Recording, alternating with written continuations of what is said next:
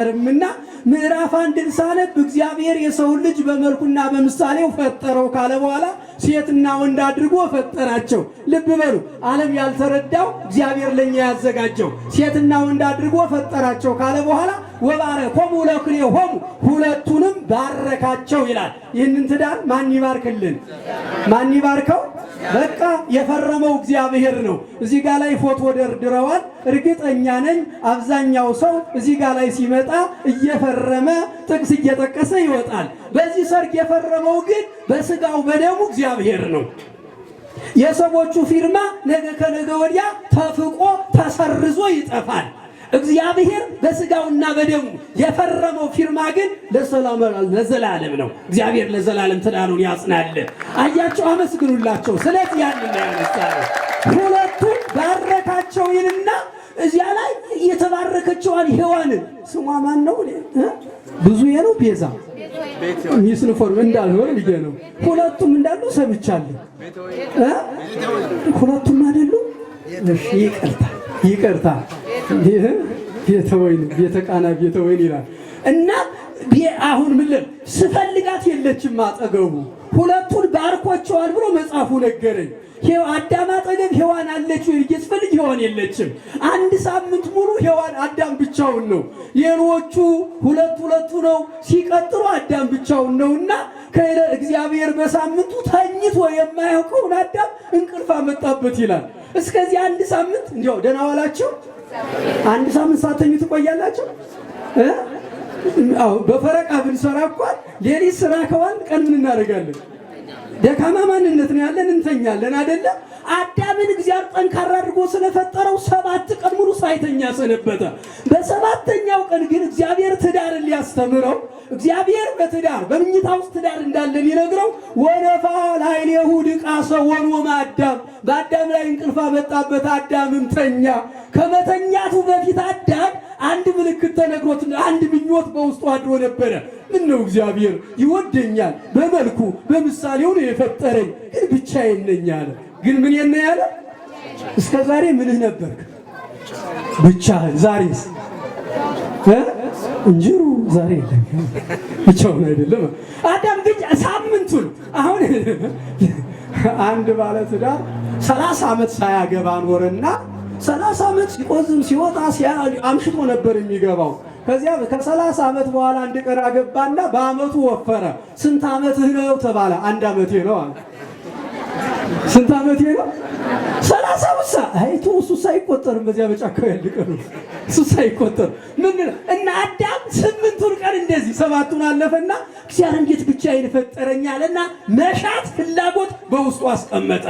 ያንን መሻቱን አየና እግዚአብሔር ከጎኑ ይገርማችኋል እንቅልፍ ሲተኛ ወነቀለ አሃደ አጽመ እምገቦሁ ከጎኑ አንድ አጥንት ተነና አዳም ከእንቅልፉ ብንን ሲል ጎኑ ቤተወይን ቁጭ ብለች። አያችሁ። ከዚያ በኋላ አዳም አልደነገጠም። ከዚያ በኋላ ትንቢት መናገር ጀመረ። እንዲያውም እንደዚህ አለ፣ ዛቲ ስጋ እምስጋየ ወአጽም እምአጽምየ እስመ ተረክበት እምኔየ ወትኩነኒ ብእሲተ።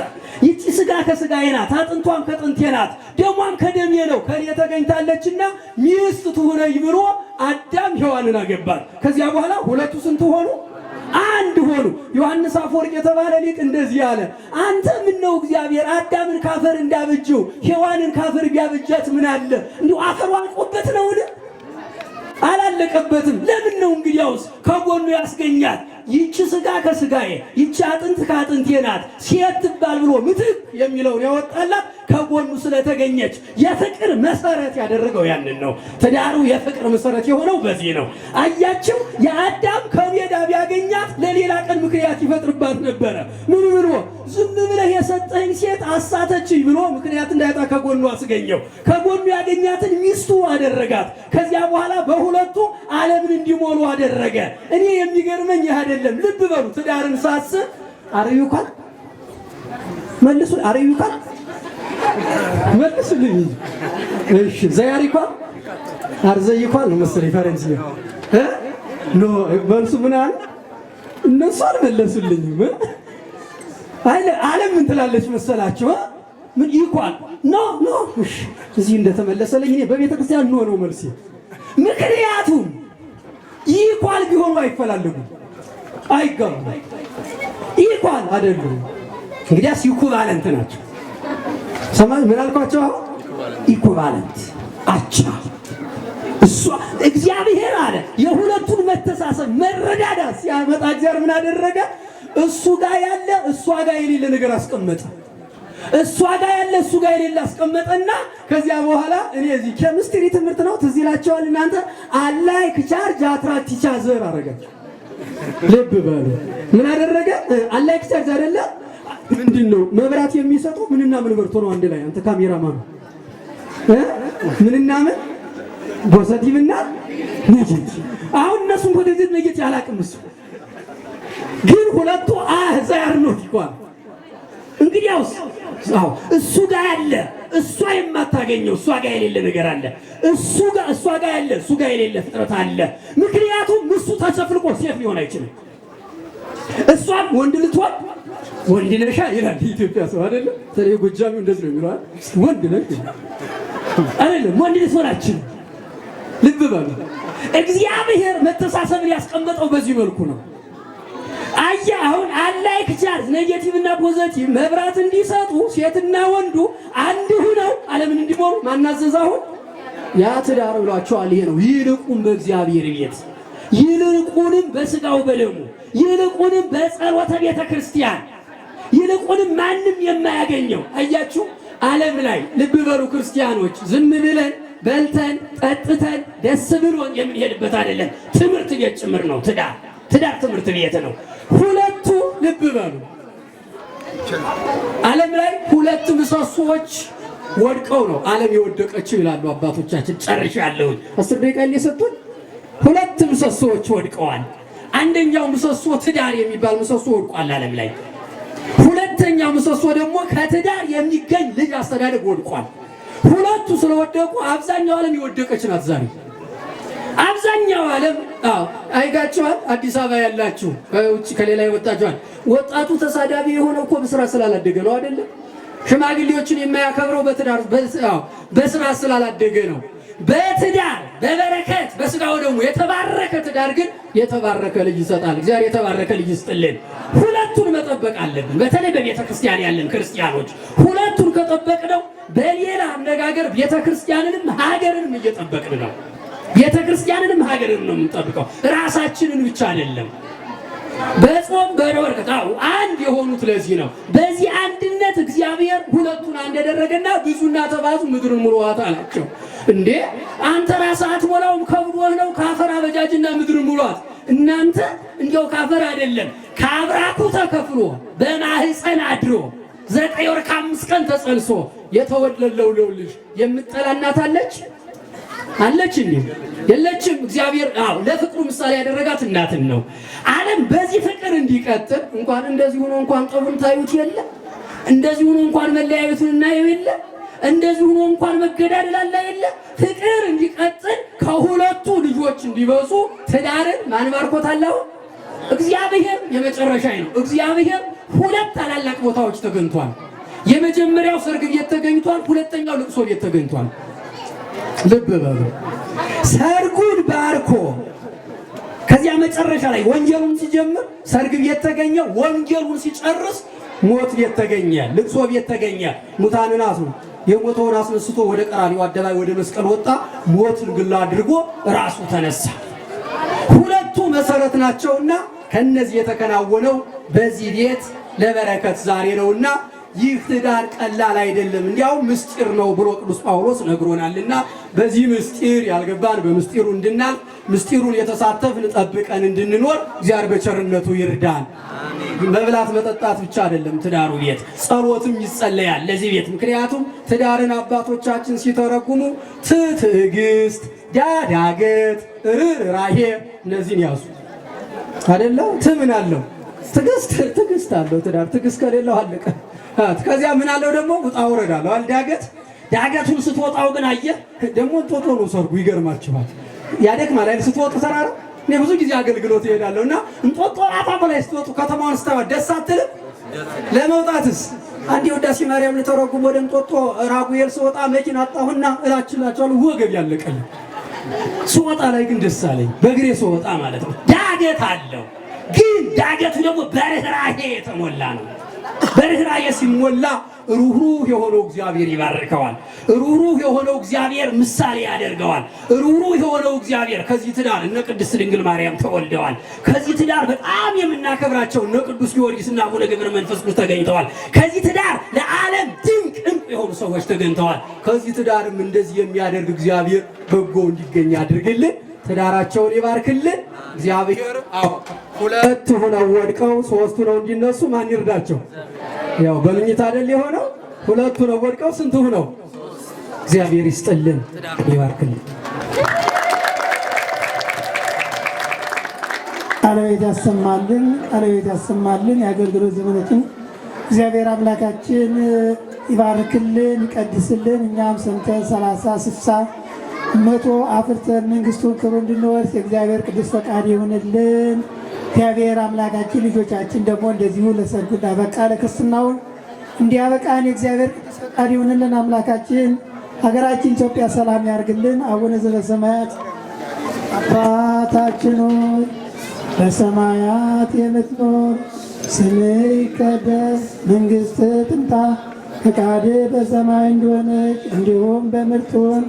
የዕለት እንጀራችንን ስጠን ዛሬ፣ በደላችንን ይቅር በለን እኛ የበደሉን ይቅር እንደምንል፣ አቤቱ ወደ ፈተና አታግባን ከክፉ ሁሉ አድነን እንጂ መንግሥት ያንተ ናትና ኃይል፣ ክብር፣ ምስጋና ለዘላለሙ አሜን። እመቤታችን ቅድስት ድንግል ማርያም ሆይ በመልአኩ በቅዱስ ገብርኤል ሰላምታ ሰላም እልሻለሁ። በሐሳብሽ ድንግል ነሽ፣ በሥጋሽም ድንግል ነሽ። የአሸናፊ የእግዚአብሔር እናት ሆይ አንቺ ሰላምታ ይገባሻል። ከሴቶች ሁሉ ተለይተሽ አንቺ የተባረክሽ ነሽ፣ የማኅፀንሽ ፍሬ የተባረከ ነው። ጸጋን የተመላሽ ድንግል ሆይ ደስ ይበልሽ፣ ልዑል እግዚአብሔር ከአንቺ ጋር ነውና ከተወደደው ልጅሽ ከጌታችን ከመድኃኒታችን ከኢየሱስ ክርስቶስ ዘንድ ይቅርታና ምሕረትን ለምኝልን ኃጢአታችን ያስተሰርይ ዘንድ ለዘላለሙ አሜን። ኦ እግዚእ ኢየሱስ ክርስቶስ ስለ ኃጢአቴ ወኃጢአተ ኩሉ ሕዝብ ከማይሠራ ኃጢአት እግዚአብሔር ይፍታ። እንግዲህ መዘመር ይቻላል።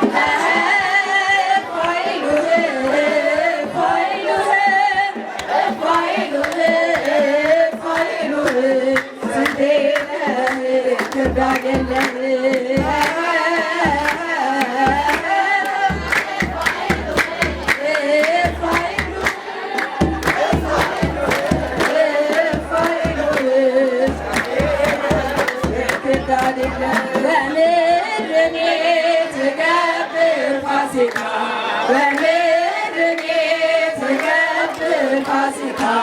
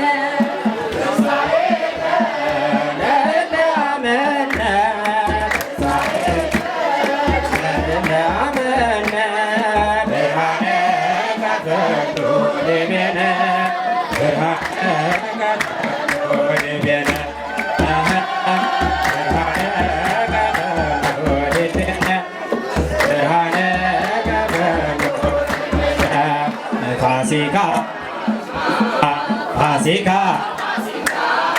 ፋሲካ ፋሲካ ፋሲካ ተስካረ ትንሣኤሁ ለመድኃኒነ ተስካረ ትንሣኤሁ ትንሣኤሁ ለመድኃኒነ ተስካረ ትንሣኤሁ ለመድኃኒነ ፋሲካ ፋሲካ ፋሲካ ፋሲካ ፋሲካ ፋሲካ ተስካረ ትንሣኤሁ ለመድኃኒነ ተስካረ ትንሣኤሁ